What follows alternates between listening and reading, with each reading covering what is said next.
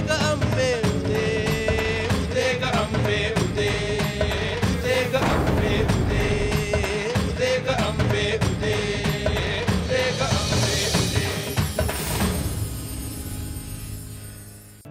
किती स्वच्छंदी मनमोकळं मनासारखं मस्त जगतेस ग तू. पण मला मात्र तुझं जगणं आवडतं. आणि आता खरंही मलाही वाटतं असं की आयुष्यात आपणही जबाबदारीनं जगावं. पण प्रत्यक्ष महापूजेच्या वेळी देवी देवळात नसते असं ऐकलंय मी, म्हणजे खरं आहे का हे? हो, महापूजेच्या वेळी जेव्हा पुजारी पूजा करायला येतात तेव्हा पश्चिमेच्या दारात जामदार उभं राहून मोठ्याने ललकारी देतो, पुजारी आले हो, लवकर या. या महापूजेच्या वेळी दह्या दुधाची भांडी देवीच्या मस्तकावर ओतली जातात. त्यानंतर शुद्धोदक स्नान आणि मग हळदी कुंकू चंदनाचा मळवट लेऊन देवी सिद्ध होते भक्तांना दर्शन देण्यासाठी.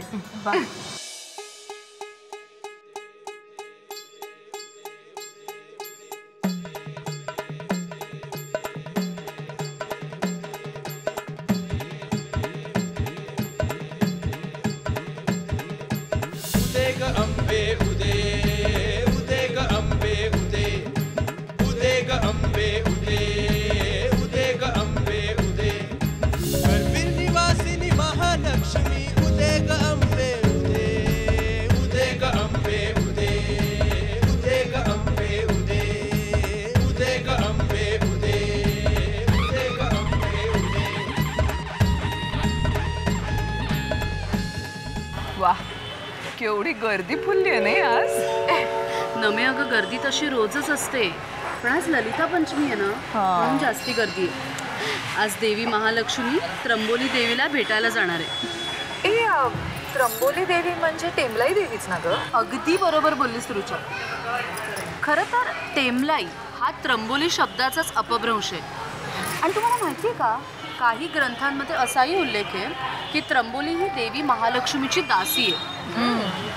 मांगलाचे राहिवासी भार्गव आणि त्यांची पत्नी विशालाक्षी यांची ही कन्या. पण देवी त्र्यंबोली हे नाव जरा वेगळंच वाटतं ना? खूप वेगळं वाटतं अगं. आणि तुम्हाला सांगू का, त्यामागची आख्यायिका तर अतिशय सुंदर आहे. हो, सांगू मी? ऐकणार आहात? हो. ॲक्च्युली काय ना, ही जी त्र्यंबोली ही लहान वयात असल्यापासूनच 3 वेळा दिवसातून स्नान करायची आणि देवीचं मंदिर झाडायची एकदम व्यवस्थित, स्वच्छ. त्यामुळे देवी महालक्ष्मीने हिचं नाव त्र्यंबोली असं ठेवलं. आणि आपल्याला सगळ्यांना तर माहितीच आहे की इथे पूर्वी मलाल तीर्थ होतं. त्या तीर्थावर ना अतिशय सुंदर कमळं उमलायची ग, इतकी ती नाजूक आणि सुंदर असायची ना. मग पुढे काय झालं, ते राक्षस यायचे आणि ती सगळी कमळं तोडायचं, नास धूस करायची ग. त्र्यंबोलीने खूपदा त्यांना समजावायचा प्रयत्न केला, पण ते राक्षस काय दाद देणार आहेत तिला. मग एक दिवशी त्र्यंबोलीने मनाचा निश्चय केला. ती त्या तीर्थाच्या दक्षिण तीरावर केली आणि तिने सगळ्या राक्षसांचा नाश केला. आणि यावर देवी महालक्ष्मीने खुश होऊन अगदी तिला आपली सखीच मानलं. पण आज तीच त्र्यंबोली देवी महालक्ष्मीपासून रुसून शहराबाहेर जाऊन बसली, अगदी शहराकडे पाठ फिरव. नाही, त्यांच्यात वाद असेल काही, पण या वादामध्ये त्र्यंबोलीची चूक असेल असं काही नाही. चूक कुणाची असू दे, पण वाद मिटवण्यासाठी मनाचा मोठेपणा हवा नाही का? तुम्हाला काय वाटतं? आणि माझ्या देवी महालक्ष्मीकडे तो मोठेपणा आहे बरं का. म्हणूनच तर ती त्र्यंबोली देवीला भेटायला जाते ना. हो, आणि त्या वादाचं कारणही तसं क्षुल्लकच होतं ग. म्हणजे बघ ना, देवी महालक्ष्मीने कोल्हासुराचा वध केला आणि देवी त्र्यंबोलीने कमलाक्षाचा वध केला. त्यानंतर करवीरवासियांनी खूप मोठा उत्सव साजरा केला आणि त्या उत्सवाला त्यांनी देवी त्र्यंबोलीला बोलवलंच नाही. आणि म्हणूनच देवी महालक्ष्मी त्र्यंबोलीला भेटायला गेली, तिचा रुसवा काढण्यासाठी बरं का. आणि तिने कोल्हासुराचा कसा वध केला हे कोहळा फोडून दाखवलं. आणि हा कोहळा फोडण्याचा मान असतो बावडा येथील पाटील घराण्यातील कुमारिकेला.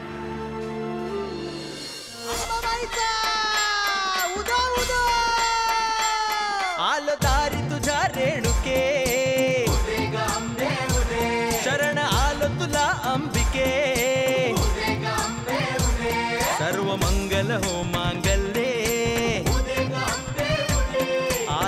आणि तू जगदंबे कडाडील चौघडे निसंबळ तुझ्यासाठीच मांडू गोंधळ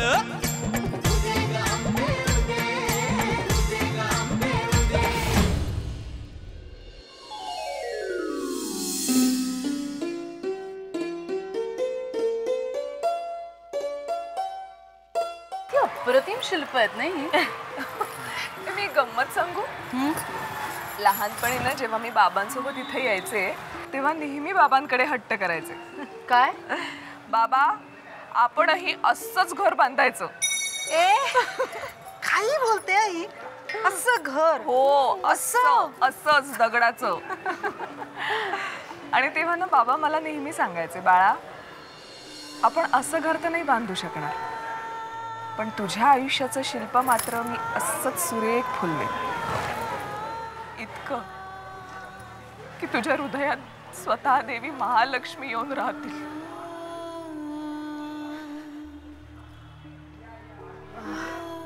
वा, खरं तर प्रत्येक वडिलांचं आपल्या मुलीबद्दल हेच स्वप्न असतं नाही. या शिल्प संशोधनावरून मंदिराची प्राचीनता कळत असेल नाही का ग? नक्कीच.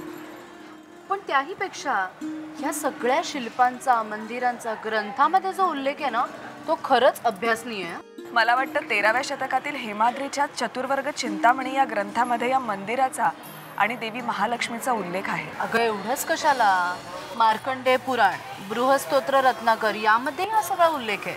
ए मी ना तुम्हाला एक वाचलेली घटना सांगते. राष्ट्रकूट राजा पहिला अमोघ वर्ष त्यानं ना प्रजेच्या संरक्षणासाठी आपल्या स्वतःच्या हाताचं एक बोट कापून महालक्ष्मी देवीला अर्पण केलं होतं. आणि या गोष्टीचा उल्लेख ना इसवी सन 793च्या एका शिलालेखावर कोरलेला आहे. म्हणजे काय, महालक्ष्मीचं हे वैभव प्राचीन कालापासून अबाधित आहे. अगदी खरं बोललीस रुचा. आणि या मंदिराच्या भिंतीवर ज्या 64 योगिनी आहेत ना, ज्या लहानपणापासून आपण बघत आलोय, ते काय आहेत ते माहितीये तुम्हाला? नाही नाही बघायचंय? हो चला लगेच. चल. एक मिनिट हा, मला फोन आता. तुम्ही व्हा ना पुढे, मी येते. बर, लवकर या.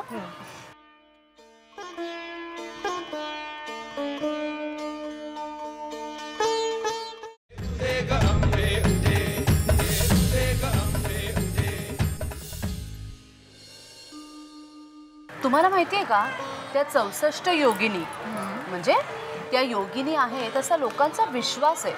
हो मग खरं सांगू का तुला, या शिल्प संशोधनातून हे सिद्ध झाले की जेव्हा एखादी स्त्री साजशृंगार करते तेव्हा त्या रूपगर्वितेचे भाव, किंवा एखादी स्त्री संगीत साधना करताना कशी तन्मय होऊन जाते, हे सगळं इतकं अचूकपणे टिपलंय. हो ग, म्हणजे बघ ना, कोणी नृत्य करतंय, कोणी मृदुंग वाजवतंय, कोणी टाळ, कोणी वीणा. रुचा, अगं एवढंच नाही, त्यापैकी कोणी पायात रुतलेला काटा काढतंय, कोणी अगदी एखाद्या सुंदर फुलाचा सुगंध घेतंय, तर कोणी अगदी असहाय्यपणे एखाद्याची वाट बघते. हे असे त्या त्या प्रसंगाचे वेगवेगळे भाव त्या मूर्त्यांमध्ये कोरलेत ग, आणि ते जाणवतात आपल्याला. वा, अप्रतिम. खरोखर म्हणजे शिल्पच नव्हे तर स्त्री रूपाचे नवे कांगोरे जाणून घेण्याची दृष्टी मिळाली आज. आणि तुमच्या दोघींच्या एक लक्षात आलंय का, आपण ही मंदिरं किती प्राचीन आहेत असा फक्त विचार करतोय, पण तुम्ही एक विसरताय. आपण हाही विचार करायला हवा की त्या प्राचीन काळच्या स्त्रियांच्या कलागुणांचा किती सखोल अभ्यास केलाय या शिल्पकारांनी, नाही? हो ना. आणि हे कौशल्यपूर्वक मंदिरावर कोरणं त्या शिल्पकाराचं सामर्थ्यही कळायचं. आणि त्या शिल्पकारांनी तर दिशा साधनाचा एवढा परफेक्ट अभ्यास केलाय. आणि हा अभ्यास करूनच त्यांनी बांधकामाला सुरुवात केली. स्त्रियाच्या संक्रमण काळात म्हणजे माघ शुद्ध पंचमीला सूर्यकिरण देवीच्या थेट मुखावर पडतात ग. खूप सुंदर दिसतं ना. वाव, अप्रतिम. खरोखर हा सोहळा अनुभवायला हवा. ही सारी श्रीमंती आहे आदिशक्तीची, आणि तिच्या अवतीभोवती असणाऱ्या देवादिकांचा लवाजमा या श्रीमंतीत भरच पाडतो ग. मग चला, हा लवाजमा आपण का पाहू नये? चला.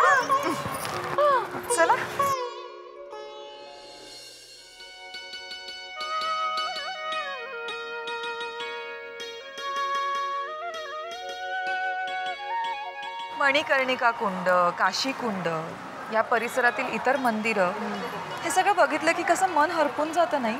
खरंच. ए आपण एक गोष्ट विसरतोय, नमुनाही आपल्यासोबत. अगं बाई खरंच की लक्षातच आलं नाही आपल्या. कुठे हरवली आहे ही? काय माहिती. मी शोधते तिला. जा जा लवकर जा. मी आलेच. कुठे गेली कोणाच ठाऊकी. हां, मला माहिती होतं, पण म्हटलं कशाला उगाच या सगळ्यात पडा. रुचा काय आहे? कुकूला बाळ करून ठेवलंय तर तिचं तुम्ही. स्वतःच्या पायावर जरा उभं राहू दे ना. ती कुठल्या परिस्थितीतून जाते याची कल्पना आहे ना तुला? मग आपण तिला समजून नको घ्यायला. तिचा तो बिनकामाचा नवरा. आणि अगं मग अशा नवऱ्याला घरीच राहू दे ना. अशा नवऱ्याचा विचार तरी का करायचा असतो? आपलं आयुष्य आपण स्वतंत्र जगावं. असं नसतं रुचा. इथे जिथे आपली आदिशक्तीच स्वतंत्र नाहीये तिथे माणसांचं काय? म्हणजे बघ ना, आपला हा केदारलिंग, केदारेश्वर, सिद्धेश्वर, शाकंभरी ही सगळी महालक्ष्मीच्याच परिवारातली माणसं ग. एवढंच नाही, शेषशाही विष्णू, नवग्रह, नृसिंह, लक्ष्मीनारायण ही देखील महालक्ष्मीचा परिवारच आहे. या सगळ्यांना तिने सामावून घेतलंच आहे ना. बरं, प्रत्येकाची स्वभाव वैशिष्ट्य वेगळी, तरा वेगळ्या, पण माझ्या या अंबिकेने सगळ्यांना एकत्र बांधून ठेवलं. मान्य आहे ना मला, मान्य आहे. पण कसं असतं ना अस्मी, की जेव्हा आपण स्वतःच्या पायावर खंबीरपणे उभे असतो ना, तेव्हा जगाचा विचार करायचा असतो. म्हणजे इथे कसं आहे की स्वतःचा तोल जातोय पण जगाला सावरायला जायचं असं नसतं. आधी स्वतःचा विचार करायचा असतो. याला तू स्वार्थ समज ना तर आणि काही, पण बुडणाऱ्याला सहानुभूती म्हणून आपणही बुडायचं, हा मूर्खपणा. हे बघ, हा तुझा आणि माझा विचार झाला, पण आपली नमी वेगळी आहे ग स्वभावाने. मग अशा स्वभावाला मुरड घालावी ना. मग हे तू सांगशील तिला जाऊन? मी का सांगू तिला? बघ आता, एवढी छोटीशी गोष्ट मी तुला सांगितली, त्या स्वभावालाही तू मुरड घालायला तयार नाहीस आणि तू तिच्याकडून ही अपेक्षा करतेस. रुचा, असं करून कसं चालेल? मिळून राहूया ग सगळ्या जणींनी, नाहीतर कठीण आहे, खरंच कठीण आहे.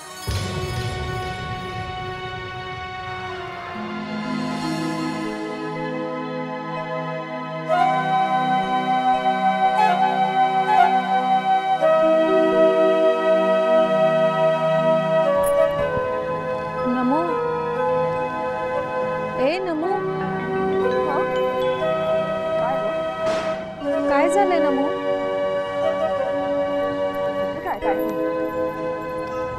अगं मला तरी सांग. अगं खरंच काही नाही, देवीचं हे वैभव पाहताना डोळे भरून आले बस. खरंच त्याचमुळे मी तू कितीही काय झालं तरी आपण माहेर वाशिडी. माहेरचं हे वैभव सोडून जावंच लागतं. म्हणूनच हे वैभव डोळ्यात साठवून ठेवत होते. तो गारेचा गणपती, तो काशी विश्वेश्वर, हे सगळं मन भरून पाहून घेतलं मी. नमो, मग तुझ्या डोळ्यात हे अश्रू कशासाठी? नमे, अगं ही डोळ्यातली श्रीमंती अश्रूंसोबत वाहून नाही ग जाऊ द्यायची. मिताली, मी परत जाते. का? घरून फोन आला होता, अगं मला बोलावलं. अगं पण तू अशी अर्ध्यातच आम्हाला सोडून जाणार? नवरात्र फक्त अर्धी झाली अजून, आणि अस्मीच्या संकल्पाचं काय आता? माहित नाही, आई जगदंबेलाच माहिती.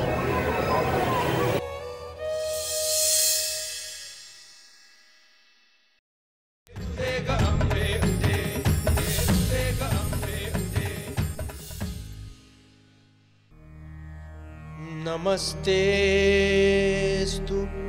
महामाय श्रीपीठे सुरपूजिते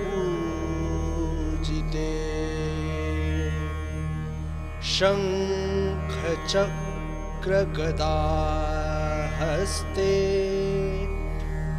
महालक्ष्मी नमोस्तुते।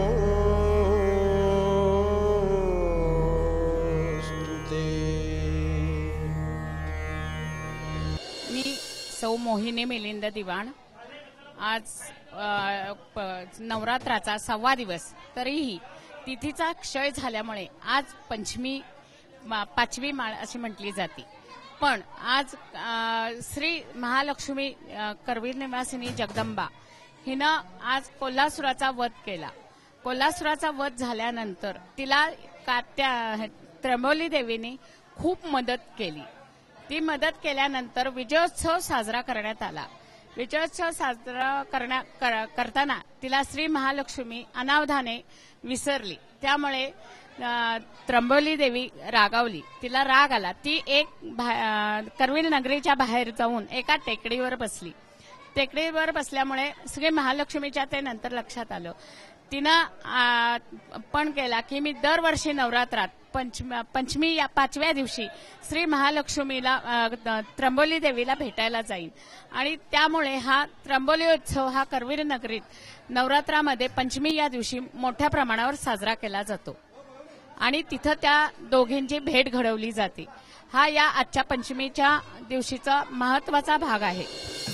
उदे ग अंबे उदे, उदे ग अंबे उदे, उदे ग अंबे उदे, उदे ग अंबे उदे। करवीर निवासिनी महालक्ष्मी उदे ग अंबे उदे, उदे ग अंबे उदे, उदे ग अंबे उदे, उदे ग अंबे उदे, उदे ग अंबे उदे।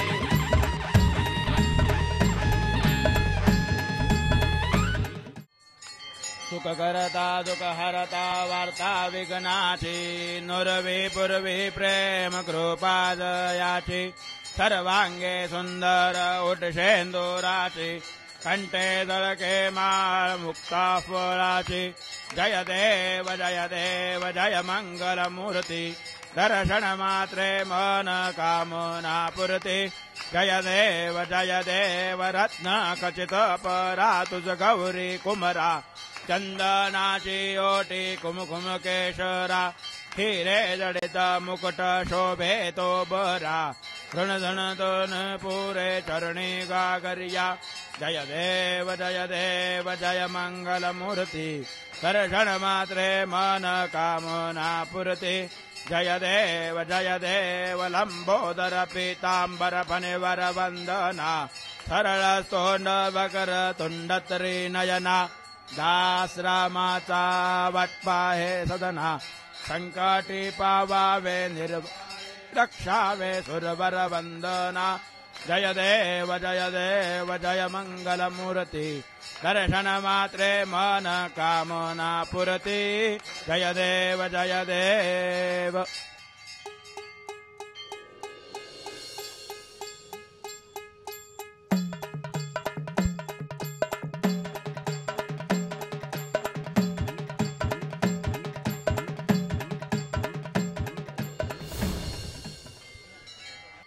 दुर्गे दुर्गट भारी तुझ विन संसारी।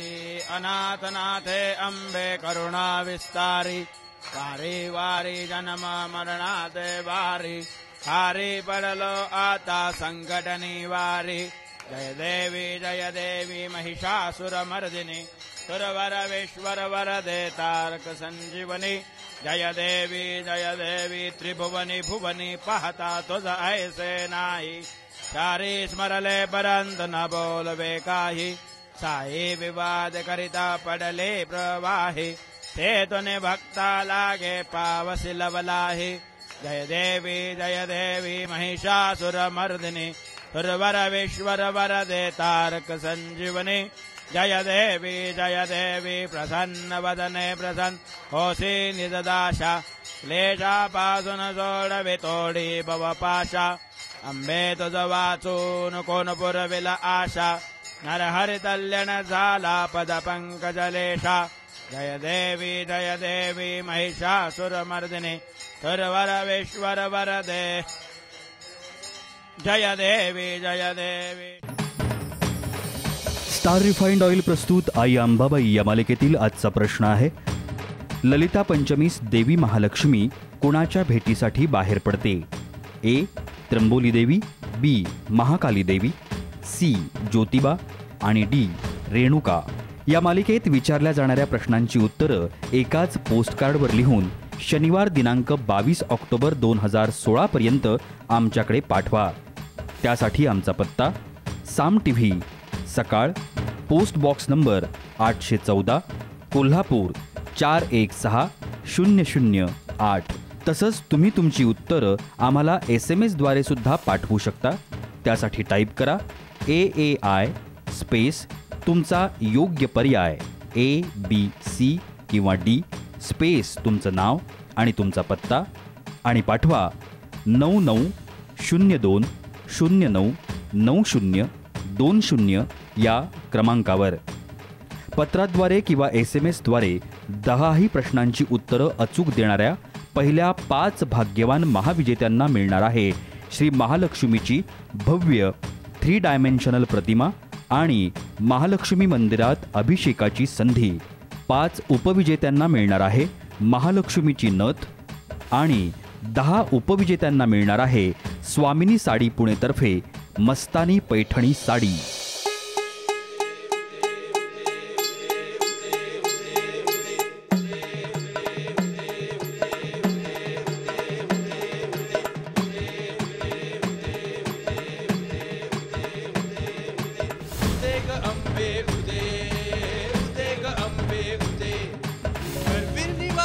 महालक्ष्मी उदे ग अंबे